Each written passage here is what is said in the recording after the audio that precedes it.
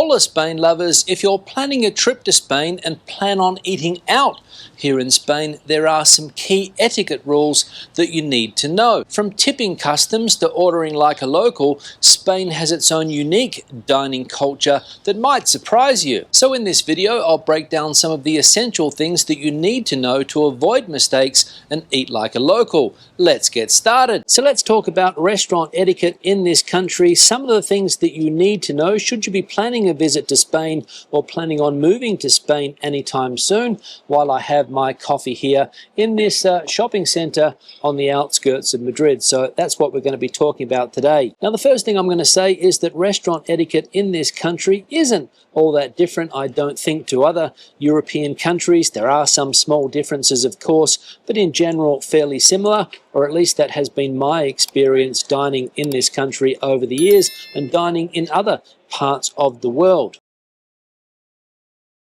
Now, the first thing I'm going to talk about is related to food allergies and how restaurants here in Spain handle people with food allergies. The good news is that things have improved a lot over the last decade or so. When I first came to Spain, you didn't really see a lot of restaurants catering for food allergies. People with nut allergies, for example, people with lactose issues, maybe celiacs as well. Restaurants have adapted to the needs of people with allergies, and quite often you will see restaurant menus marked quite clearly with things that people can or can't eat. Now, when it comes to specific vocabulary, very important for people with food allergies to know exactly what to look for and how to order the food. Nut allergies, frutos secos, here in Spain is what nuts are called, so you need to make sure that there are no frutos secos in the food that you are ordering. Gluten-free options, the word in Spanish for gluten is gluten, fairly similar, so you shouldn't have any problems expressing yourself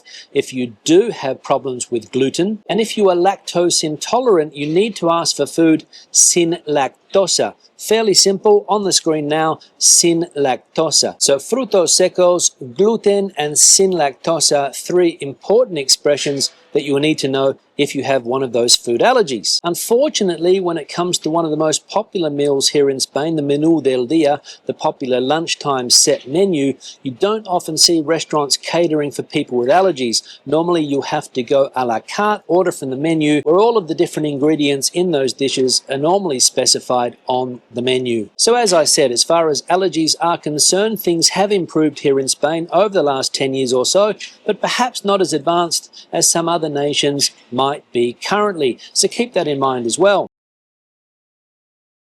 Now, the next thing we need to talk about as far as etiquette is concerned is the use of doggy bags. If you order too much food and you want to take some home with you, can you ask for a doggy bag or not? Well, the good news is that yes, nowadays Spain has adapted in this field also, and it's very common to be able to take away the food that you have left on your plate. They'll put it into a container for you, but they might charge you for the containers, sometimes 50 cents, maybe €1. They'll charge you for the container. So keep that in mind as well. So Spain is progressing slowly in this regard, in my opinion. I've been to many restaurants over the last few years, ordered too much, and I have been able to take the food away with me. So that's a positive. If you find yourself in the situation that you have ordered too much food and you want to take the extras home with you, you need to use the words para llevar, which means take away. Para llevar. ¿Me puedes poner esto para llevar, por favor? And normally the waitstaff will oblige and put those extras into a takeaway container for you to take home. One of the big changes here over the last couple of years has been a government crackdown on food waste. There have been campaigns by the government to stop restaurants throwing away so much food, and nowadays people can sometimes be encouraged to take their leftovers home with them. So thumbs up for that. Now, another thing that we need to talk about as far as etiquette in restaurants here is concerned is eating with cutlery or with your hands. can you eat with your hands here in Spain? Let's say, for example, you're eating a slice of pizza. Do you pick it up with your hands or not? The good news is, yes, you can pick up your slice of pizza with your hands, but look around the restaurant and you might see people eating their pizza with a knife and fork, especially in sit-down formal restaurants, and that also goes for hamburgers as well. You'll quite often see people tackling their hamburgers with a knife and fork. And don't get me started on fruit and how many times I've seen locals here eating an apple with a knife and fork too. So the basic rule, I think, would be that if you are in a more formal setting, use a knife and fork if in doubt. If you look around and see locals not using a knife and fork, go for it, but otherwise use your knife and fork. There are certain foods, however, that always require you to use your hands. Bocadillos, rolls, sandwiches, for example. Churros, very common for people to use their fingers and their hands to eat that type of food. And also things like this, you wouldn't bother with a knife and fork. So when it comes to using cutlery or picking up food in your hands, as I said, it will depend on the type of restaurant you are in. Also look around, as I mentioned, see what the locals are doing. If they're eating their chicken wings with their fingers, go for it. But if not, now, another thing that might surprise you about restaurants here in Spain is how loud they can be. The noise levels sometimes are very, very extreme. Spanish people love to talk loudly, they love to speak over each other, and everybody wants to be the star of the conversation. And that means, as I said, that noise levels can be very, very high. So be prepared for that. And if the person you are with is having trouble hearing you in one of these loud restaurants, you've got no other choice but to speak up. It's not considered rude if the restaurant is very noisy. Another story is that if you are in a quiet restaurant, you're shouting, that could be an issue. But if there is a lot of noise in the restaurant, you can raise your voice to make yourself heard.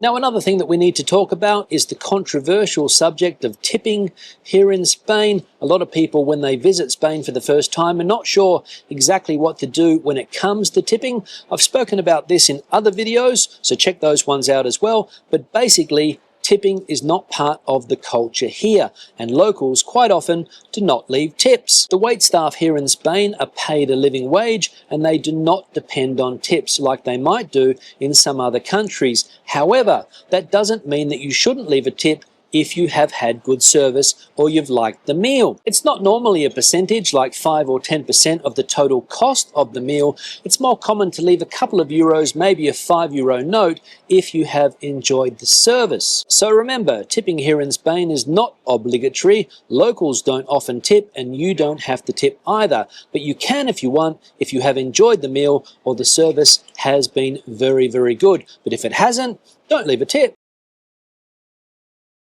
Now, another very important thing that you need to know, and also handy if you don't speak the language, is how to order food here in Spain. The biggest mistake a lot of visitors that visit this country make is asking for the menu. The menu here in Spain is not called the menu, it's called the carta, la carta. So you ask for la carta, por favor. If you ask for the menu, the waitstaff will think that you are asking for the menú del día, which is the set meal very popular at lunchtimes here. And one of the problems is that in the majority of restaurants here, the set menu is only for lunch, not for dinner. So quite often a foreigner will walk into a restaurant, ask for the menu, and there will be confusion because the waitstaff don't know what the person's talking about. So remember, in restaurants here, if you want to see the menu, la carta, por favor. Now, the next thing that we need to talk about, and this is very important as far as restaurant etiquette is concerned here, and it's whether or not you can share food. Well, the good news is that sharing food here in Spain is completely normal, and people do it all the time. Why? Because Spain has a tapas culture where people go out together, order 3 or 4 different plates of food, and share the food on those plates. So very, very common to do that. The word for share in Spanish is compartir, and you would say to the waitstaff, vamos a compartir, which means we're going to share the meal. And it's also quite common for people to share their main courses if they order from a set menu. Quite often I've gone to a restaurant with my family, my partner's ordered a fish dish, I've ordered a meat dish, my son's ordered something else, and we have shared the different dishes. Again, Vamos a compartir. Portion sizes can be quite large, and depending on how much you eat or what your appetite is like on the day, you might just want to share one plate of food, and that's quite all right. So remember, sharing food here in Spain, completely normal, and the vocabulary that you need, vamos a compartir. We're going to share. Now, the next thing I'll talk about is vegan or vegetarian options here in Spain. And good news again for all you vegans and vegetarians out there is that Spain is changing rapidly as far as this type of meal is concerned. Gone are the days where only meat and fish options were available on restaurant menus. Nowadays, there are plenty of vegan and vegetarian options, normally with a little symbol V next to the menu item to show that they are a vegan or vegetarian option. And there are also vegetarian and vegan only restaurants popping up like mushrooms here in Spain, especially in big cities. However, keep in mind that Spanish cuisine, traditional Spanish cuisine, is dominated by fish and meat dishes. So if you go to a small village here in Spain to a very traditional restaurant, you might not find many vegetarian or vegan options available. So keep that in mind as well. And also keep in mind that something that you might think is a vegetarian dish in this country, like a nice stew, a nice lentil stew, for example, might contain meat. Because like I said, a lot of the traditional meals in this country, like the traditional stews, are going to contain meat. So keep that in mind if you are a vegan or a vegetarian.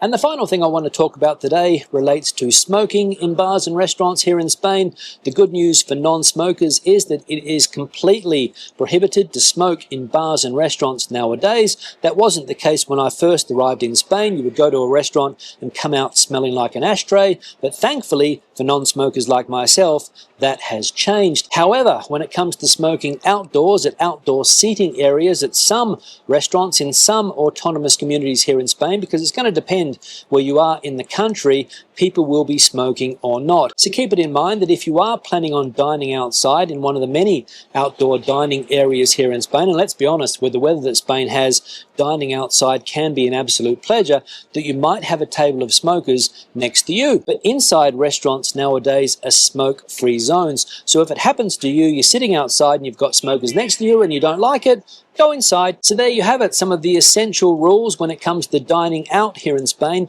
Let me know which one surprised you the most in the comment section below. And if you found this video helpful, give it a like, hit the subscribe button, and turn on notifications so that you know every time I publish a new video. If you have any other Spanish dining etiquette tips that you would like to add to the conversation, the comment section is also the place for you. Thanks for watching, and I'll see you in the next video. Hasta luego and buen provecho from Madrid.